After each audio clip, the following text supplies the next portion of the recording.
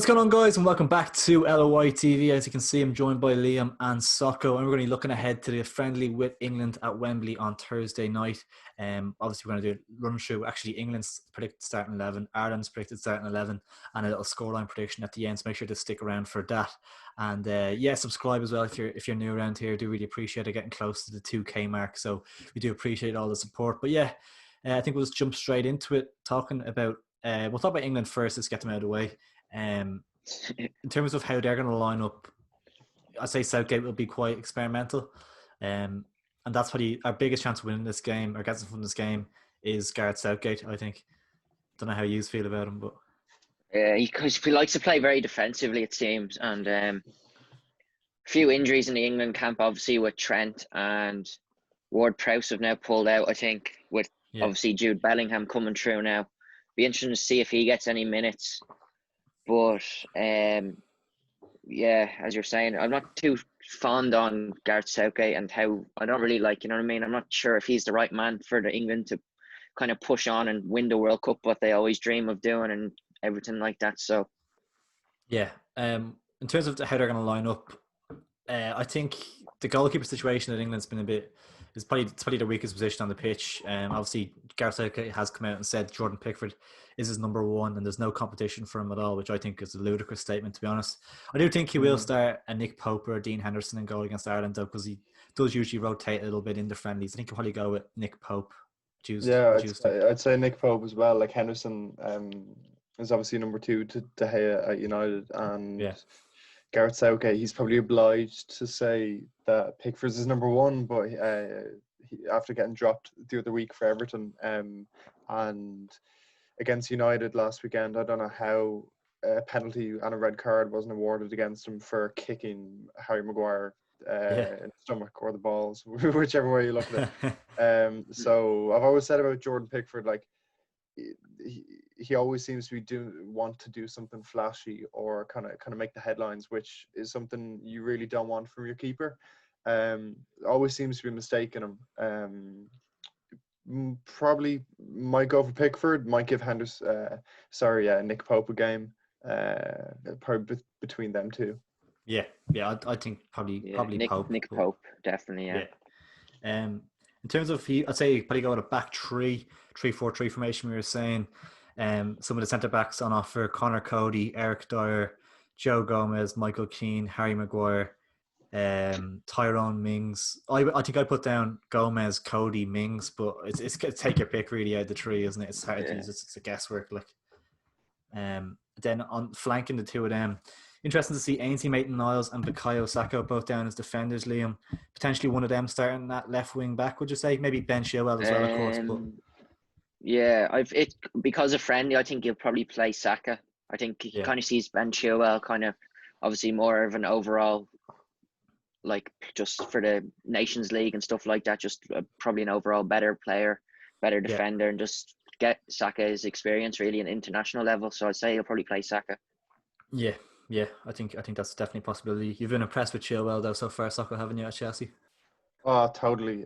Between him, Mendy, and Silva coming into the back line, I think it was 6 clean sheets in 7 games. And especially Chilwell, like he's solid defensively, but his attacking threat, especially with Reece James on the other flank, is just scary good. Speaking of Reece James, he's actually suspended for the first Nations League game, so probably will start at right wing back for England. He impressed on his debut in the Nations League. Obviously got sent off after the final whistle, but there's a mountain of right backs to pick from. He's gone with obviously Trent Alexander-Arnold, and originally wasn't the squad. I think he's injured now though, isn't he? I think he is, yeah. Then you've also got obviously Reece James. Maitland-Niles could go right wing back, Kieran Trippier and Kyle Walker. So it's at least 5 players that can play there, which is a bit mad. But yeah, I think Reece James probably get run out just because he's suspended for the following game. Moving into the midfield, then it's usually the 2 central midfielders. There's 6 to choose from. He's put down Phil Foden, Jordan Henderson, Mason Mount, Declan Rice, James Ward-Prowse, who obviously comes out of the squad, and in place of him is Jude Bellingham and Harry Winks as well. So it's kind of another one of take your pick of 2, really, isn't it? I'd like to see Jude Bellingham. Like obviously he's went over to Germany But like, you know what I mean? He's obviously young. He's been brought in. Why not? Like, it's a friendly. At least give him some minutes, realistically. I'd say I'd come off the bench, yeah. It's interesting that they opted to pick him over the likes of Ross Barkley. He's been in great form this season for Aston Villa, and players like Maddison and stuff, more kind of established pros. That wasn't weird. Like I think Southgate for the last few international breaks picked Barkley when he wasn't playing much for Chelsea, and now that he's playing week in week out for Villa, to pick a 17-year-old ahead of him, I'm not too sure.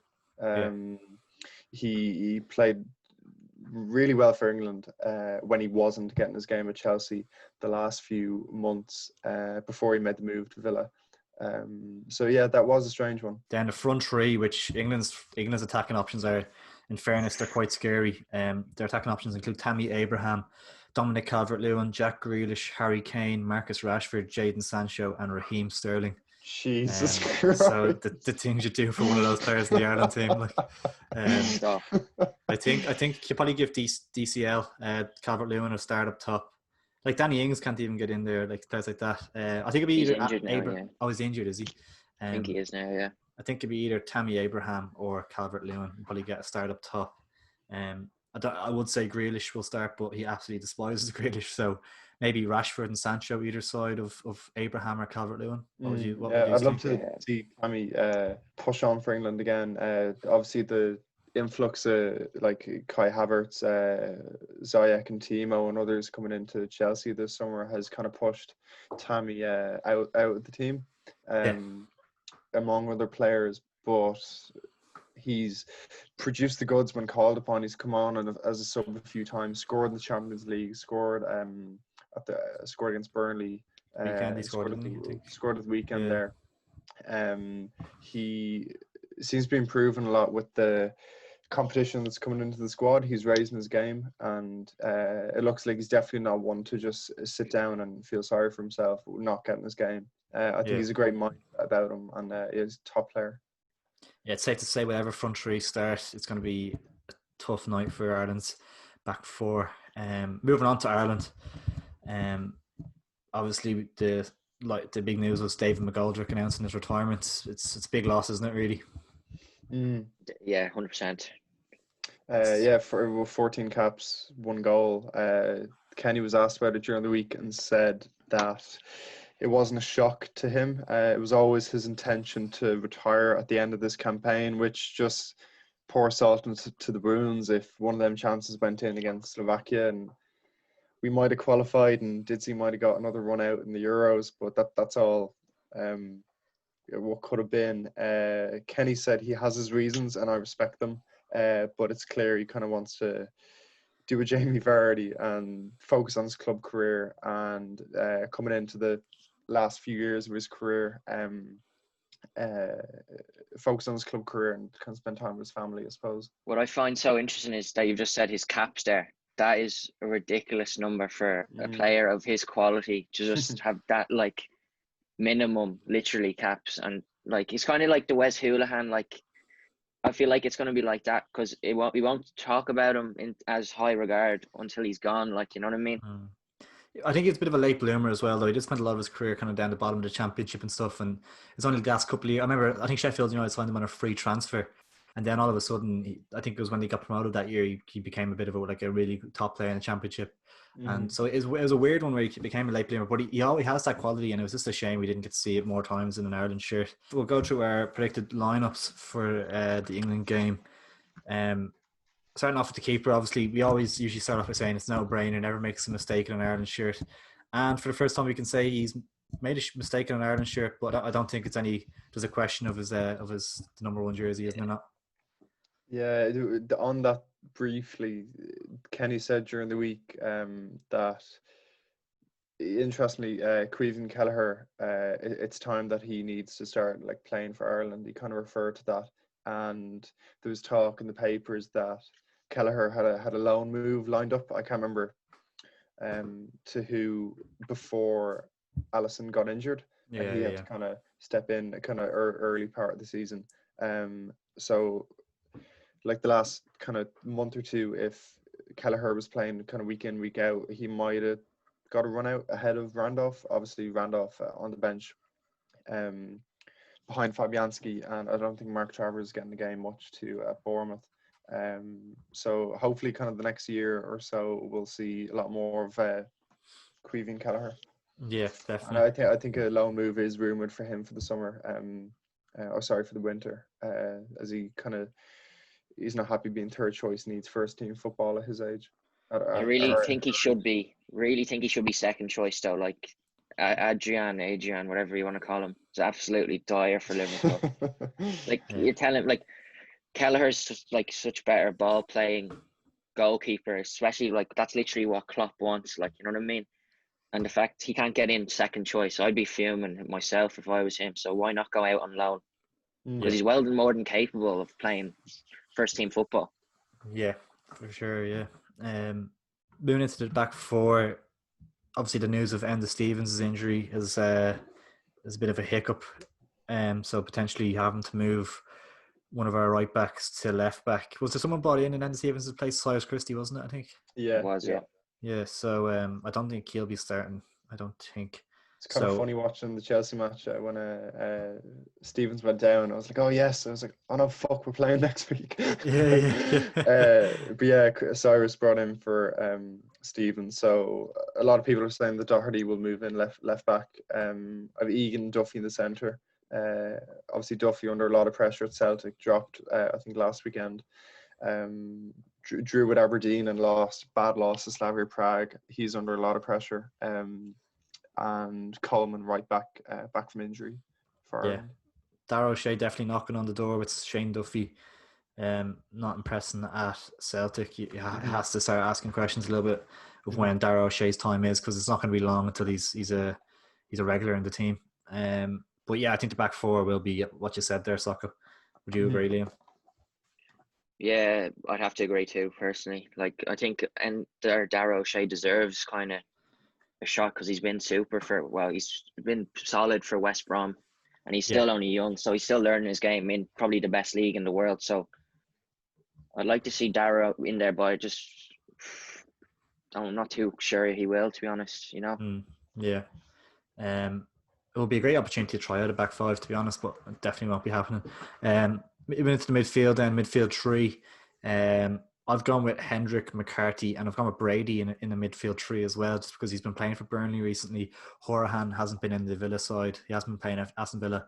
Brady's set pieces could be crucial, and I think he's I saw training clips of him, and he's looking sharp. There's training clip released from Ireland. I think it was a 3-minute long video, and he's playing like as the man on both sides, and he's like, you can see he's kind of like a little bit of a different level on the ball and stuff. So if you get the ball to Brady, he is a player that could potentially hurt England. So I think Brady will probably start. It's probably a good call. I think if McCarthy starts, he's a big job keeping Grealish quiet. Or Grealish might start, but whoever's in the midfield for England.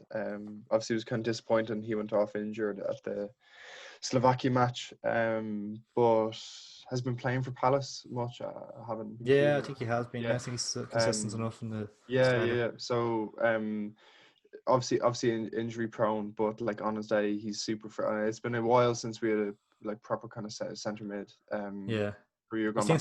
Seems to be better for Palace than Ireland, though. He seems to always be a little bit off the pace with Ireland for whatever reason. International football is always kind of hard when you're coming in 3 or 4 days for a match, but that's the same for everybody, I suppose. At Hendrick as well, they're doing well for Newcastle. Probably our strongest middle three. Yeah, obviously, if I was picking it myself, I wouldn't probably go Hendrick, just because he's been awful for Ireland recently. But he is starting in the Premier League, and you can't take that away from him. I'd love to see maybe a Malumbi, or obviously Jack Byrne. That conversation goes on, but it looks like he could get off the bench. You never know in a friendly game. He looked fantastic against Shels last night. I think Jack Byrne is in the cup for Rovers this week, and he's coming back for the Wales game, so he's not included. He's not Thursday. Is he not? Okay, yeah. Oh, fair enough. Yeah. What do you think about the midfield, Liam? I'd like to see Malumbi. I obviously have a lot of faith in Malumbi, and I just like you know what I mean. Like we've had Hendricks, we've seen all them play. Like surely he knows how they're going to play. Why not just give Malumbi, see what he can do? Kind of, you know what I mean. Like they're coming to the end of their careers. Lumby bring a bit of freshness to the midfield and a bit of energy, exactly, bit of like freshness. the legs, like his energy and his legs are just so much better than the rest. So Yeah. I'd like to see Malumbi in there, but I really don't know anymore with Ireland. Did very well versus Wales. I know it wasn't a great game, but I think he held midfield really well, kept the ball well, and he has a good eye for pass too. Yeah, definitely. The front three, looking at the squad, a bit of a no-brainer for me. I went with Robinson, Ida, and Connolly. Looking at the options, they're not very inspiring, to be honest. No Shane Long either. How Daryl Horgan's making this team, squad even, is beyond me. Not great, isn't it? What's he done to get into the squad?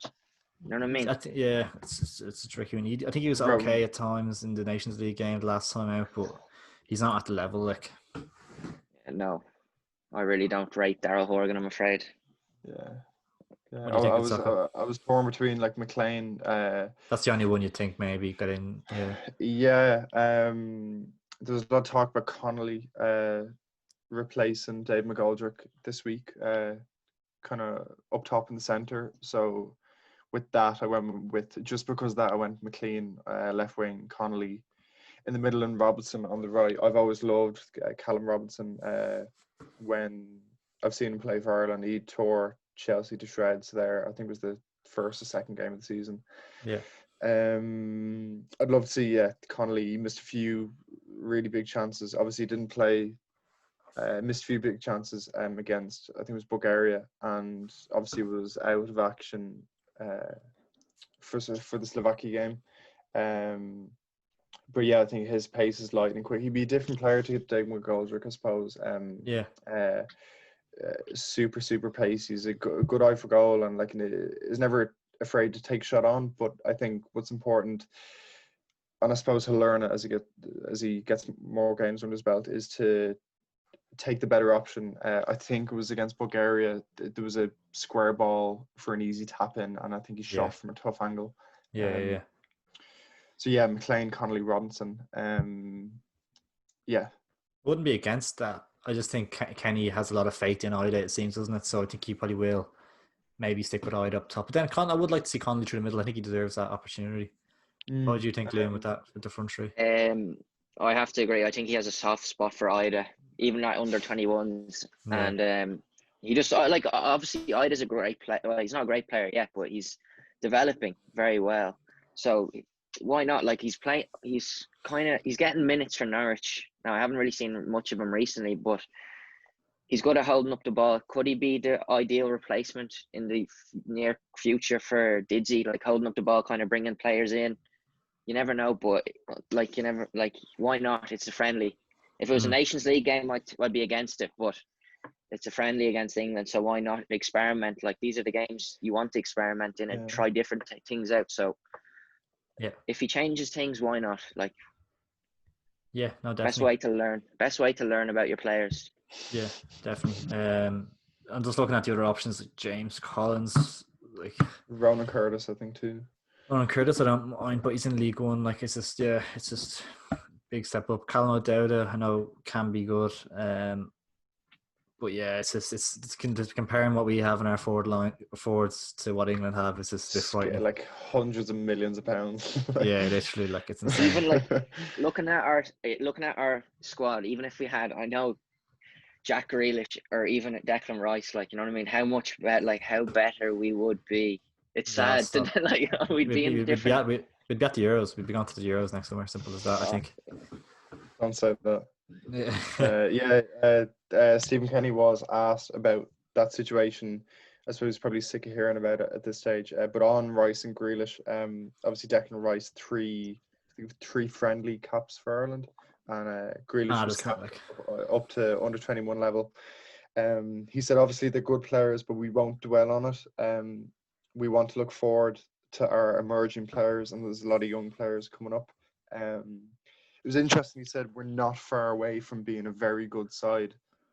So hopefully in the next few years, we'd David Sneyd on Second Captains made a good point this week, how in the past, in certain situations, like say Martin O'Neill or Giovanni Trapattoni had to kind of convince players thinking of playing for England to like, oh, you can play for us. You won't get your game in England, but you'll get your game for us. Which is kind of saying to the player, like, you're not good enough for them, but like you're just about good enough for us. Like, so hopefully, as David Sneyd and Stephen Kenny were saying, hopefully in a few years we won't be in that position where we'll say, no, you're gonna have to really work to get in our squad, because like, obviously we won't reach the heights and the funding and the level of England, like the top 5 of the world, I suppose. But in the next few years, we can think a bit more about ourselves and feel more confident about our abilities, I suppose. And that's the whole,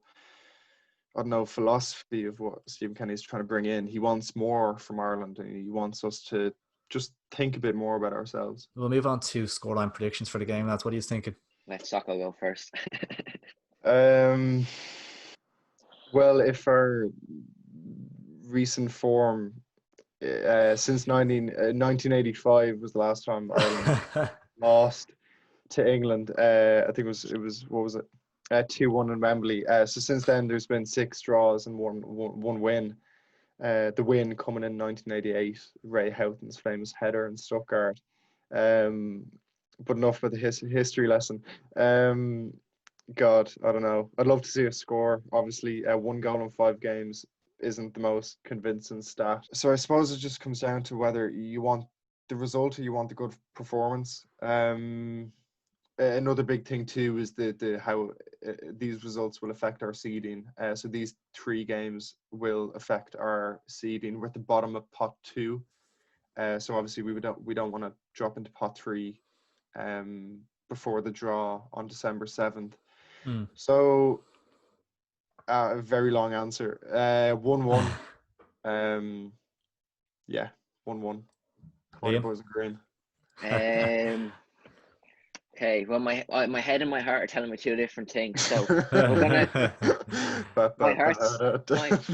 my heart's saying 0-0, but I think it's going to be a 2-0 England win. I'm very, very, very afraid that it's going to be a hammering. But I'm going to go for 2-0 England, I'm afraid. Yeah, I've a weird feeling that England could put a couple past us if they get going. But I think it was England's most recent game. Denmark went to Wembley and won 1-0. That could give us a little bit of confidence. That's right. Would be nice to not lose, even get a draw. Would be really good. Am I gonna have to be optimistic? Am I? I'll go 1-1. I think we'll score. I don't think we'll score. But I'm gonna say I think we'll score. I don't think we'll score at all, but I'm gonna say we'll score. 1 goal in 5 games, but I think we'll score. Yeah. I like looking at the teams. I don't know how we get like draw or win, but I'm just gonna. I don't know how we could easily lose this game by a few goals. Like, what? Well, I'm gonna have a question. What does Michael Obafemi have to do to get into the squad? Like, looking at our attackers, like, you know what I mean? Like, what does he have? Like what does he have to do to get into the squad? It is bonkers. Is Parrott in the 21 squad? Is he? Yeah. Because he's come back from an injury, so I think it's been announced today. I think it was expected he would. Yeah, it must be just to let the under-21s crack on with their campaign, I suppose, and give them the best chance of qualifying or whatever. But at the same time, I think Obafemi starts in this team, in the senior team. Yeah, definitely. Yeah, I probably agree with that too. Yeah, they're probably just the under-21s wanting to qualify for their first ever European Championships. But I think from next year there won't be a question, hopefully. No, definitely not. But yeah, guys, that's our starting lineup predictions and scoreline predictions. Make sure to let us know how you think the game is going to go down in the comments below. If you did enjoy, make sure to drop a like on it and subscribe. Thanks for watching, guys. Catch you in a bit.